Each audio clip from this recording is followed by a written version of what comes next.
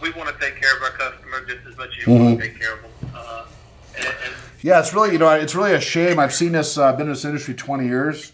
I've seen it, how it started with Xactimate. A lot of contractors, I started in this industry in 1999. It sounds like you've been around the block a little bit yourself, but the lump sum contract method was the way you guys did it in 1999. There was no Xactimate.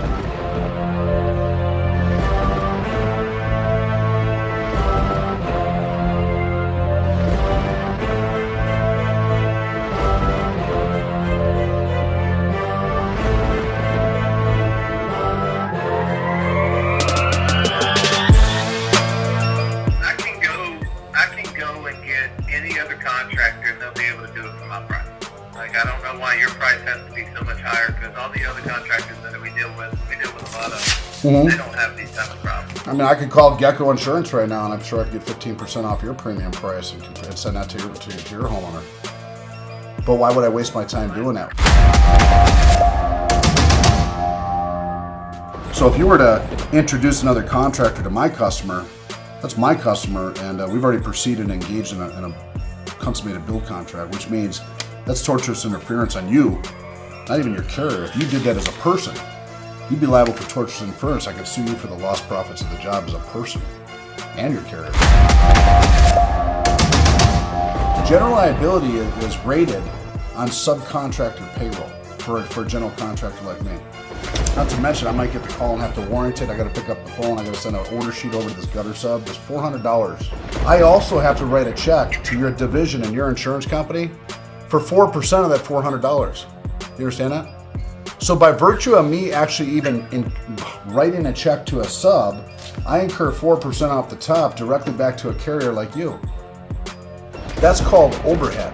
Before I do anything, it has anything to do with coordination, supervision, complexity, it doesn't matter. I incur real overhead by writing a check. Why would I have to send in a subcontractor? First of all, I never would. But you seem like a pretty smart guy. I mean, does it really make sense to create all that paperwork when you already admitted in your own Xactimate program that if contractor does all these trades, they would absolutely, on an average market, absolutely need 10 and 10 on top. So really what you're trying to say is you're just trying to ascertain if I'm doing these trades or not. On our end, we have to have a paper trail. We have to have an itemized invoice. We have to have, if there's subcontractors, we want to get the unredacted invoices. It's probably in some cases, in some industries, be considered unethical to send in payroll or subcontractor information to a third party, which I have no contract with. I mean, we just don't do that at our company. I think in many industries that'd be a very odd question to ask somebody you're not privy to a contract with.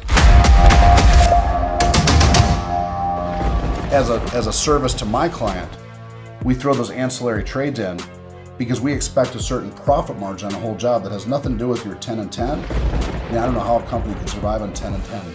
So I don't really know where that concept came from. We never agreed to it.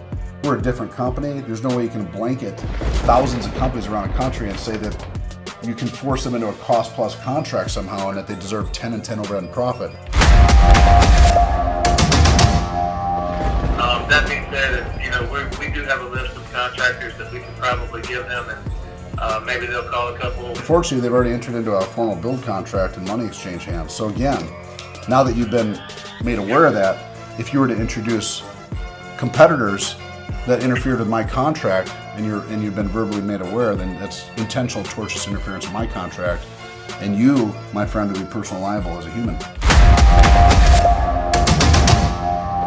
I can't just come out and give this lump sum price without being able to justify why I'm giving it. Yeah. And your Xactimate is well, it's not. First of all, it's not my. Let me tell you, it's not my Xactimate. I printed that as a courtesy for you, so you are aware which your Xactimate should have been if you had used it correctly. Your adjuster, he didn't use it correctly.